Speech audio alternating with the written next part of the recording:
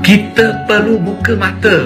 Jangan kita berberangai leka acuh tak acuh. Isu Tita Adenum bukan sekadar kes Najib, tapi isu undang-undang dan institusi negara. Pada 4 hari bulan Januari 2025, Istana Pahang sahkan ada Tita benarkan Najib jalani hukuman di rumah. Tapi kenapa Tita ini tak dilaksana? Siapa yang sorot Tita Raja dan tindas hak seorang individu? Pada 28 hari bulan April, Mahkamah Persekutuan benarkan rakyat AG untuk halang Najib akses dokumen Tita.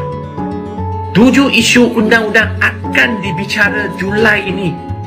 Persoalannya, kenapa perlu sorot dokumen penting ini?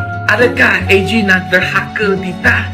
Isu ini melibat Tita Raja dan rakyat berhak tahu adakah undang-undang kita benar-benar adil dan bebas. Perlembagaan jamin keadilan untuk semua. Kalau Tita ini sah, kenapa masih disorot dan disekat?